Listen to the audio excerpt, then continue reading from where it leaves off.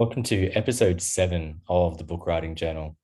The struggle is real, people, and this last period of time has been a bit of a struggle. Not for the reasons that you're probably thinking if you watched episode 6.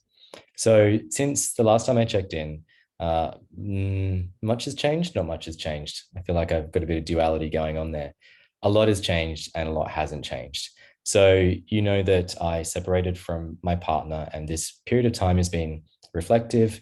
It's been really healing. And if I'm really honest, it's been a little bit tough at times, but I didn't I didn't expect it to be any different, if I'm honest. On the book side, the struggle has been there for sure. And the struggle changes, as we go through this book writing process. Working through the proposal further with Patty, we're still working on the sample chapters and looking at the constituent parts for a proposal. Progress has been slow, but also I've kind of had a bit of a setback in terms of hearing what the publishers are looking for from potential authors. Things around platform, having 40,000 followers in a single platform, things like making your book radically practical. So turning what is essentially a memoir into a how-to, which I think there's a place for that. And Patty and I are talking about how that looks in the context of my book, but it's really, if I'm honest, it's gotten up my nose quite a bit.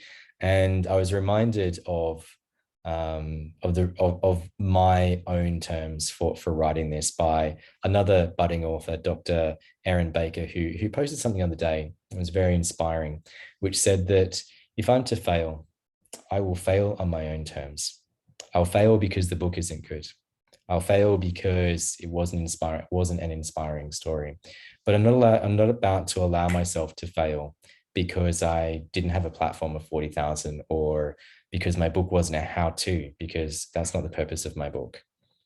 So the struggle continues. I'm gently surrendering to the process of not being the best judge of my own work. I'm hypercritical of my writing and don't think that it's as good as it could be or as good as I want it to be. And I allow Patty now to tell me whether it's good or not, because clearly I've lost my yardstick.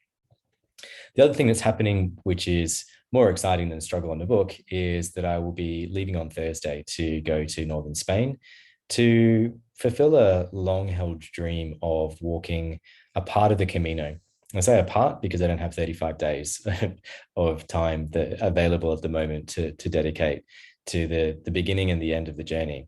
So I have a feeling this will be just the beginning of what will be more of these long walks. I had originally booked to start in France, had to rebook, rechange everything as you do during COVID. And I'm now starting about 120 kilometers from Santiago, and I'll walk from there.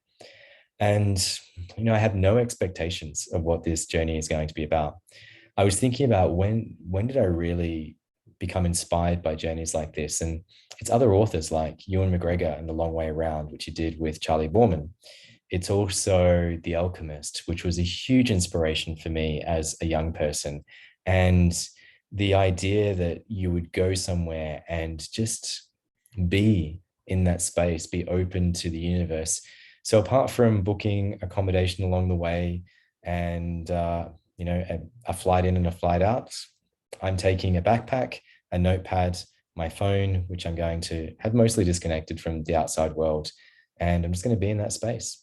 So let's see what unfolds on the Camino, on the path to Santiago.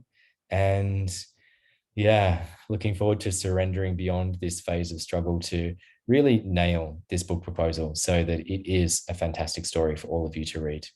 Thank you for being here. I look forward to updating you on the Camino. So follow me on Instagram and drop any comments you have underneath this post.